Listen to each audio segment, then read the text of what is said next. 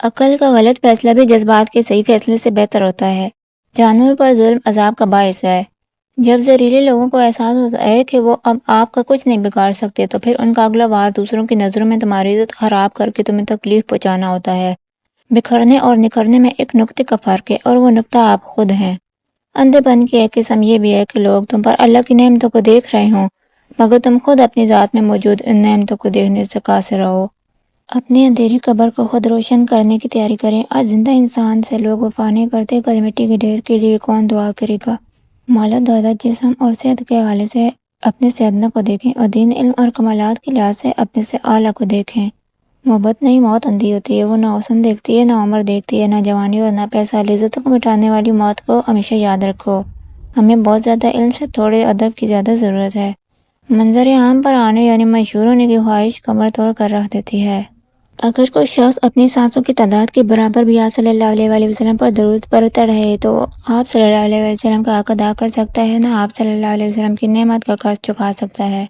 یاد رکھیں، جب آپ کسی دوسرے کی خوشی کا سبب بنیں گے تو اس کے بدلے میں آپ کو خوشی بھی ملے گی اور ساتھ اللہ تعالیٰ کی یہاں اجر بھی پائیں گے۔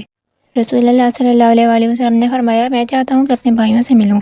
صحابہ کرام نے عرض کیا، یا رسول اللہ، کہ ہم آپ کے بھائی نہیں ہیں؟ آپ صلی اللہ علیہ وسلم نے فرمایا، تم تو میرے صحابہ ہو، میرے بھائی وہ ہیں جو مجھے دیکھے بغیر مجھ پر ایمان لائیں گے۔ جب فوتگی ہو جائے تو قبر کی کھدائی کے لیے محلے کے غریب لوگ نکلتے ہیں۔ جب شادی ہو تو مالدار لوگوں کے لیے خاص کھانے کا انتظام کیا جاتا ہے۔ معاشرہ خود بڑا منافق ہے۔ تقویٰ یہ ہے کہ تم خود کو کسی سے بہتر نہ سمجھو۔ امام احمد بن حنبل رحمۃ اللہ علیہ فرماتے ہیں، اپنے بھائیوں کی غلطیوں کو معاف کر دیا کرو اور درگزر سے کام لیا کرو۔ تمہاری وجہ سے اللہ پاک تمہارے بھائی کو عذاب دے، تمہیں اس سے کیا فائدہ؟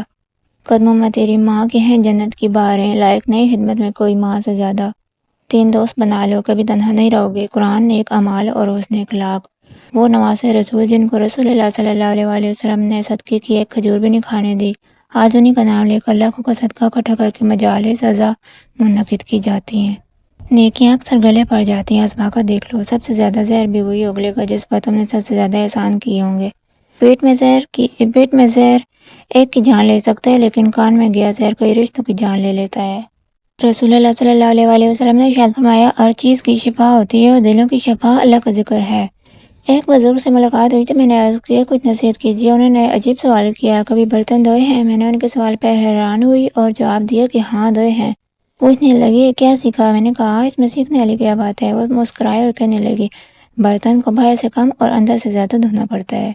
حدیث نبی صلی اللہ علیہ وسلم ہے۔ حضرت ابو دراد رحمۃ اللہ علیہ فرماتے ہیں کہ میں نے رسول اللہ صلی اللہ علیہ وسلم کو یہ ارشاد فرماتے ہوئے سنا، مجھے کمزوروں میں تلاش کیا کرو، اس لیے کہ تمہارے کمزوروں کی وجہ سے تمہیں روزی ملتی ہے اور تمہاری مدد ہوتی ہے۔ خون کے رشتے ناراض ہو سکتے ہیں، ختم نہیں ہو سکتے۔ خاندان کو جوڑے رکھنا ایک فن ہے اور اس فن کا نام ہے برداشت۔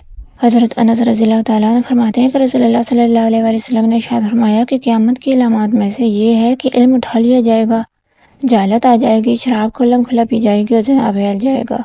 رسول اللہ صلی اللہ علیہ وسلم نے فرمایا، ساری زمین تیرے لیے مسجد ہے، جہاں تو نماز کا وقت پائے نماز پڑھ لے۔ میں نے قبر سے زیادہ گھبراہٹ والا منظر نہیں دیکھا۔ اگر راستے پر کنکر ہی کنکر ہوں تو بھی ایک اچھا جوتا پہن کر اس پر چلا جایا جا سکتا ہے، لیکن اگر اچھے جوتے کے اندر ایک بھی کنکر ہو تو ایک اچھی سڑک پر بھی چلنا مشکل ہے۔ ہم باہر کی مشکلات سے نہیں بلکہ ہم اندر کی کمزوریوں سے ہارتے ہیں۔